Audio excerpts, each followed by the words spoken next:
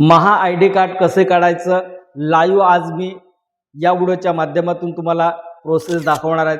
जी process मी दाखवणार आहेत ए to Z process दाखवणार आहेत, ती प्रोसेस तुम्ही फॉलो करायची आणि त्या प्रोसेसनुसारच महा आय डी कार्ड तयार करायचे। एकूण 92+ योजना महा आय डी कार्डला जोडण्यात आली आहेत।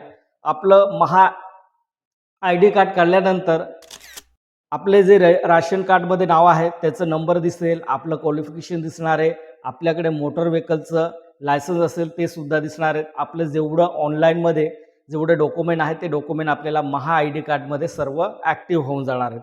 आपल्याला पुढे भविष्यामध्ये योजनेचा लाभ घ्यायचा आहे तर आपल्याला महा आय डी कार्ड असेल तरच आपण योजनेचा लाभ घेऊ शकणार आहेत।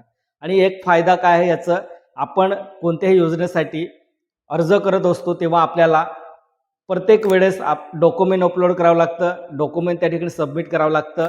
जर आपल्याकडे महा आय डी कार्ड असेल तर आपल्याला कुठलंही डॉक्युमेंट सबमिट करायची गरज नाही, फक्त योजनेचं नाव त्या ठिकाणी सर्च करायचं आणि डायरेक्टली आपण महा आय डी नंबर टाकून त्या ठिकाणी सबमिट करू शकतो।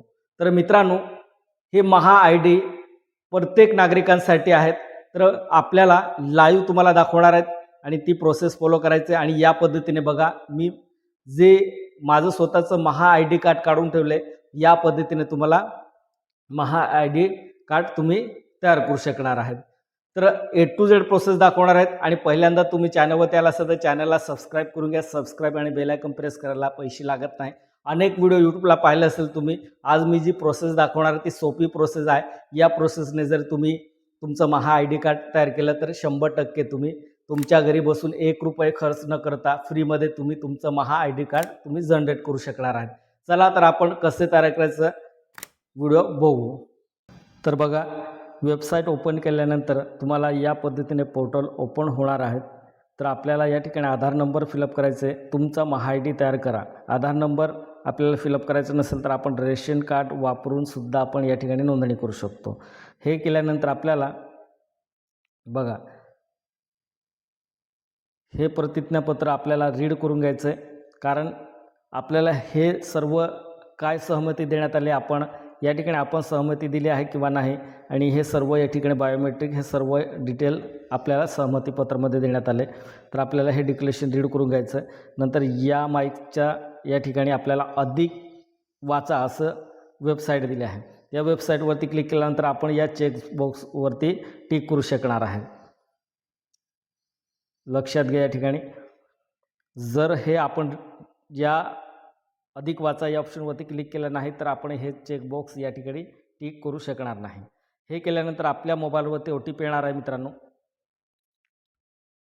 OTP पाठवा या ऑप्शनवरती तुम्हाला OTP यशस्वी पाठवले गेले आहे। तर OTP आपल्याला बघायचं आहे।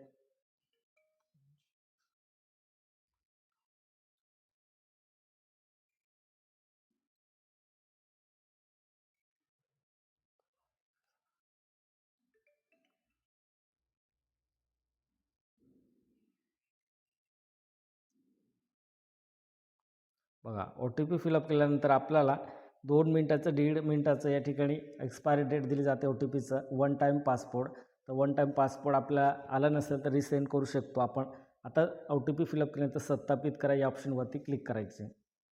या ऑप्शनवरती क्लिक केल्यानंतर आता पुढची प्रोसेस, डेटा प्रवेश सहमती। तुमच्या एकीकृत नागरिक डेटावर प्रवेश आणि व्यवस्थापन करण्यासाठी आमच्या परवानगीची आवश्यकता आहे। महास्वार्थीचे एकूण सहमतीपत्र, सहमती हे तुम्हाला वाचून घ्यायचं आहे।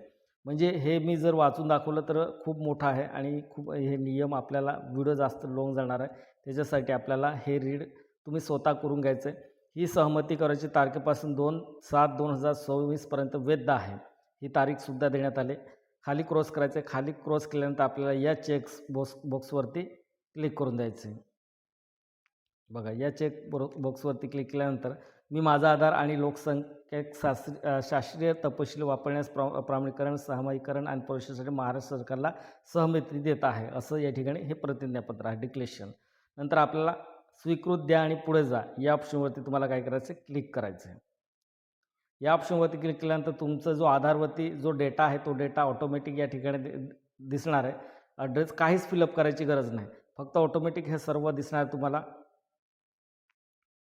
बघा, नाव, जन्मतारीख, आधार नंबर हे सर्व आपल्याला मास आधार आपल्याला दिसणार आहे. तर फक्त आपल्याला या ठिकाणी काय फिलअप करायचं आहे, मोबाईल नंबर द्यायचा आहे. काय द्यायचं आहे मित्रांनो, मोबाईल नंबर.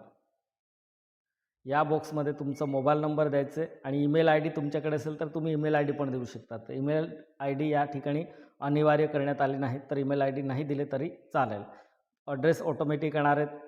हे सर्व जिल्हा, राज्य, पिनकोड, नंतर आपल्याला कॅप्चा जसा आहे तसा फिलअप करून द्यायचं आहे. म्हणजे आपल्याला दोनच गोष्टी करायच्या या ठिकाणी, एक मोबाईल नंबर द्यायचा आणि कॅप्चा फिलअप करायचं आहे.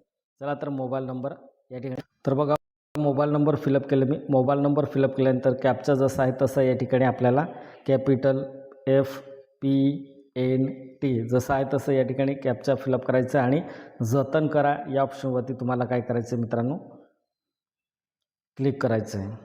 जतन करा या ऑप्शनवरती क्लिक केल्यानंतर OTP यशस्वीरित्या तुमच्या मोबाईल क्रमांकावरती पाठवण्यात आली आहे. पुन्हा एक OTP आलं असेल, ते OTP आपल्याला फिलअप करायचं आहे.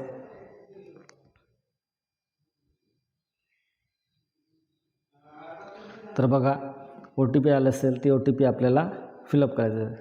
2367 OTP या ठिकाणी फिलअप केली. फिलअप केल्यानंतर आपल्याला OTP सत्यापित करा या ऑप्शनवरती क्लिक करायचं आहे. सॉरी बघा कॅपचा या ठिकाणी इनव्हॅलिड झाला होता, त्याच्यासाठी घेतलं नाही. 8844 सत्यापित करा या ऑप्शनवरती क्लिक करून द्यायचं आहे. पुन्हा एक OTP येणार आहेत, कारण कॅपचा या ठिकाणी एक्सपायर झाला होता मित्रांनो.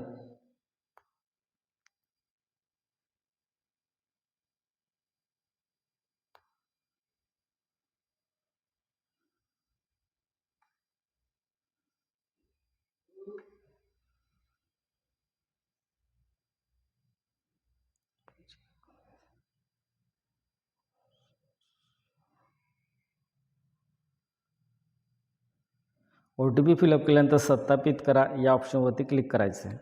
या ऑप्शनवरती please we are loading right content for you mobile OTP invalid. तर बघा OTP फुल झाले आहे, नोंदणी यशस्वीरित्या पूर्ण झाल्या आहेत. हे बघा प्राप्त नोंदणी प्रक्रिया सुरू आहे. आता तुमचं MAHA-ID केव्हा जनरेट होणार आहे मित्रांनो, MAHA-ID निर्मिती प्रक्रिया सुरू. तुमची प्रोफाईल तयार केली जात आहे. यासाठी URID आणि इतर स्रोतांची माहिती गोळा केली जात आहे. MAHA-ID तयार करण्यासाठी साधारण 24 तासाचा कालावधी लागेल. MAHA-ID तयार झाल्यानंतर आपल्याला SMS द्वारे कळवण्यात येईल. तर आपली MAHA-ID 24 तासामध्ये या ठिकाणी सक्रिय होणार आहेत, तयार होणार आहेत आणि 24 तासानंतर तुम्ही MAHA-ID डाउनलोड करू शकणार आहेत. MAHA-ID बघा तुम्हाला हे दाखवतो, या पद्धतीने तुम्हाला MAHA-ID दिसणार आहेत.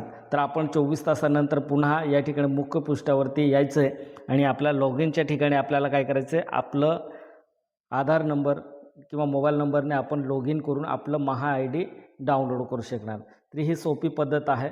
फक्त मोबाईल सोबत ठेवायचं. OTP जर आपल्याला जवळ असेल तर आपल्याला वेळ लागणार नाही, फक्त 2 मिनिटामध्ये आपण MAHA-ID तयार करू शकणार आहे.